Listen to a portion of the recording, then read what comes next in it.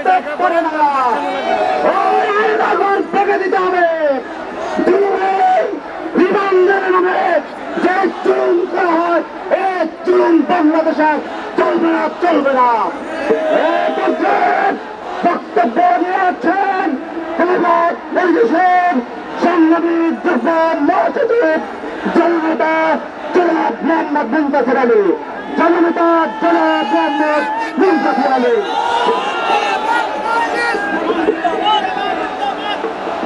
আসসালামু আলাইকুম ওয়া রাহমাতুল্লাহ।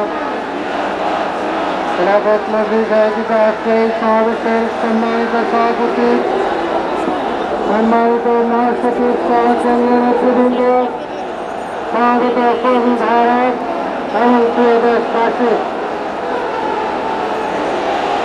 স্বৈরাচার মুক্ত বাংলাদেশে জনগণ তার বাক স্বাধীনতার উৎসব করছে, জনগণ তার নাগরিক অধিকারের উৎসব করছে।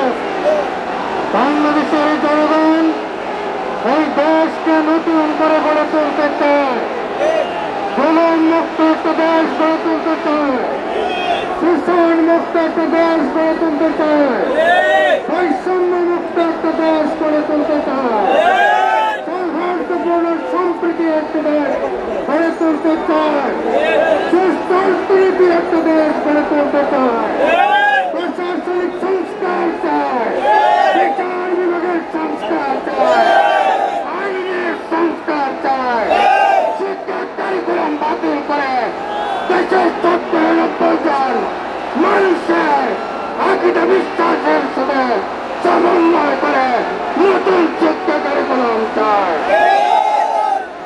এই জনপ্রত্যাশাকে ভিন্ন ক্ষতিপূরণের জন্য সোমবার থেকে গুজব চালানো হচ্ছে, সংখ্যালঘুদের উপর অত্যাচার হচ্ছে।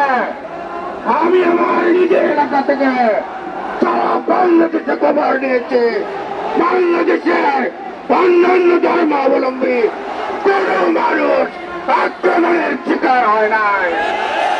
তারা অভিযোগ করেছে, তারা মানুষের উপরে জুলুম করেছে, তাদেরকে মানুষ খুঁজে ফেলছে, তাদেরকে মানুষ ঘরে ঘরে তালাশ করছে। বাংলাদেশে হিন্দু, বৌদ্ধ, খ্রিস্টান, মুসলমান সবাই দেশের নাগরিক, সবাই এখানে শান্তিতে আছে, শান্তিতে থাকবে। আওয়ামী লীগ শুধু সংখ্যালঘুদের দোয়ার দিয়ে নতুন ষড়যন্ত্রে লিপ্ত হয়েছে। এই ষড়যন্ত্রের তার বাংলা জবাব দেওয়ার জন্য ময়দানে আমাদেরকে সক্রিয় থাকতে হবে। জনগণের প্রত্যাশা অনুযায়ী অন্তর্বর্তী সরকার গঠিত হয়েছে, তার মূল্যায়নের সময় কোনো আসে নাই, শুধু বিজয়ের উচ্ছ্বাসের সময় থেকে। আমরা অন্তর্বর্তী সরকারকে স্বাগত জানিয়ে বলি যে জনগণের ছাত্র জনতার অভ্যুত্থানে ফসল আপনারা জনগণের দীর্ঘ বঞ্চনা এবং পূর্বের জীবনের শহীদের বিনিময়ে আপনারা দায়িত্ব নিয়েছেন। আপনারা নতুন সরকার আবার চেষ্টা না করে জনপ্রত্যাশা অনুযায়ী দায়িত্ব পালনের চেষ্টা করবেন, যাতে আগামী দিনের বাংলাদেশ আপনাদেরকে বীরের মর্যাদা দিতে পারে। ভালো থাকুন, বাংলাদেশ দীর্ঘজীবী হোক, ভালো থাকুক, সবাইকে ধন্যবাদ।